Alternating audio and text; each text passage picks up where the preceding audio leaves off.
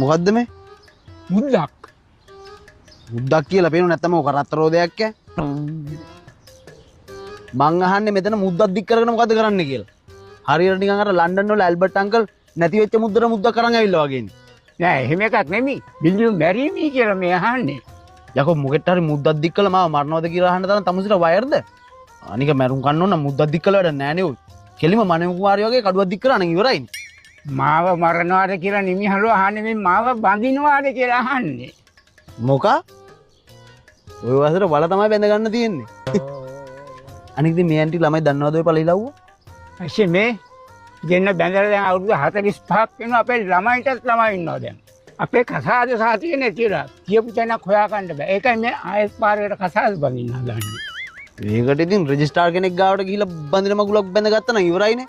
මේක අසිරිංගල මල කොලන්නට නැතුව. අනික ඉතින් ඕව නැති වෙන පාරට බැඳයි කියලා ඕව වළංගු වෙනවා. බලංගුව අපි බලා ගන්න. උඹ පැහැෙනද පළයන් වැඩක් බලන්නේ මෙතනින්. මගේ වැඩේ තමයි මම මේ බලන්නේ. මොකද්ද වැඩේ? මෙතන ලව් කරන කපල් දිහා කටබලියන් ඉන්නකද වැඩේ? නෑ මෙතන මේ ලව් කරන කපල් වලට වද දෙන්න නාගී ලව් පයින්නවද කියලා බලන එක තමයි මගේ වැඩේ. කපල් එක. හරි කපල් එක.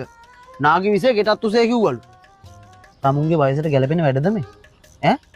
ලව් කරන්න වයසක් චීනවාද කියලා අහපියත් ඔක අම්මගෙන් තාත්තගෙන් කියලා. ආව මෙතන අපිට හොදන් දෙන්න. කරුණාකර ඵලයන් මෙතනින් එතන මං කෝල් එකක් දෙනවා පොලිසියට. මගේ කෙල්ලට කරදර කරන්න ආවා කියලා. කෙල්ල? කවුද දන්නේ කෙල්ල? ඇයි මේ ඉන්නේ? අපට හුදු හරි කෙල්ල. මං හිතුවේ මෙච්චරලා කටවහන් ඉති කතා කරන්නත් බෑ කියලා. බලන් ගියාම ගිනි බෝම්බයක් නේ. මොකද්ද කිව්වේ? මොකද්ද කිව්වේ අම්බට සිකුරිය? මොකද්ද කිව්වේ? ඒ ගහන අද මෙතන එන්නේ මොකද මේ ප්‍රශ්නේ? තාමස කවුද? මම මෙතන OIC. OIC මේකද ගෝලිය හදන්නේ? නැත්නම් කොහොම හදන්නේ? දෙන්නටම දෙන්න. එහෙම දෙයක් ඔය ගෑනු හදාගන්නේ.